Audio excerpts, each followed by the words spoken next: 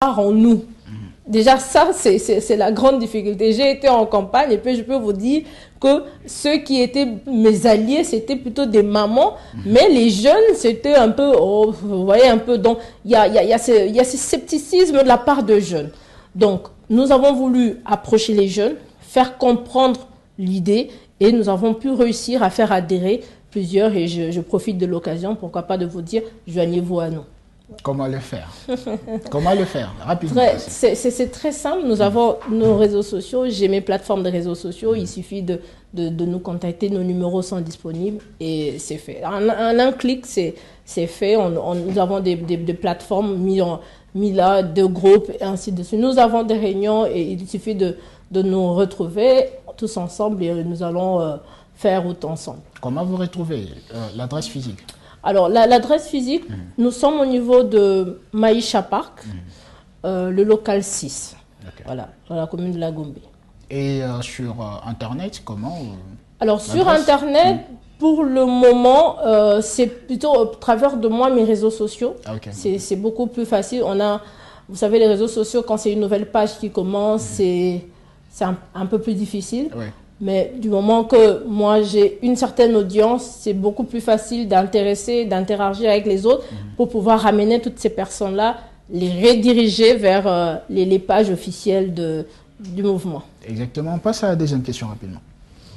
Madame Dadia, Sylvanie Ledina, ma question c'est de savoir comment évaluez-vous l'actuel rôle de l'opposition en RDC?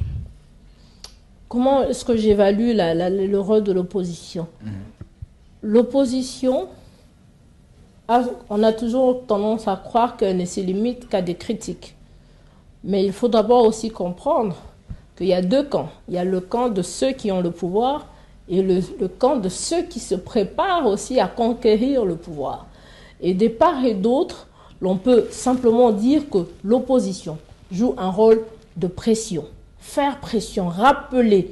Malheureusement, nous sommes butés à un groupe d'individus qui pensent et qui veulent s'éterniser au pouvoir, d'où la sonnette d'alarme qui est tirée tous les jours par les différents canaux de communication et les différents acteurs, figures de l'opposition, qui, eux, ne s'attardent pas à interagir avec la population pour faire comprendre que, voilà, ceux à qui vous avez fait confiance, malheureusement, vos aspirations ont été jetées aux oubliettes et voilà ce qui n'est pas fait. Voilà comment les choses sont conduites de manière à ce que vous ne puissiez pas aujourd'hui vous retrouver. Mais aussi, l'opposition de notre côté se prépare puisque l'un des buts qu'on connaît tous de la conquête du pouvoir, c'est arriver et aussi exposer son plan d'action à la population.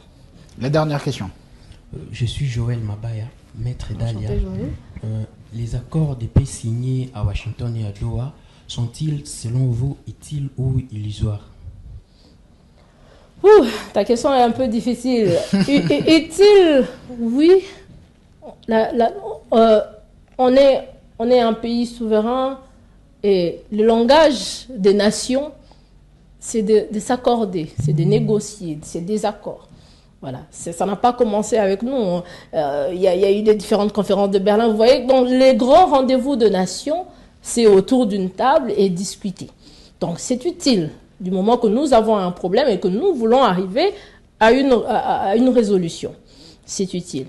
Maintenant, illusoire, je te rejoins. Donc illusoire tout simplement parce que ceux qui ont porté la voix de la RDC n'ont pas su faire incorporer à ceux qui nous écoutent, aux différents, à l'autre partie, les véritables problèmes de la RDC.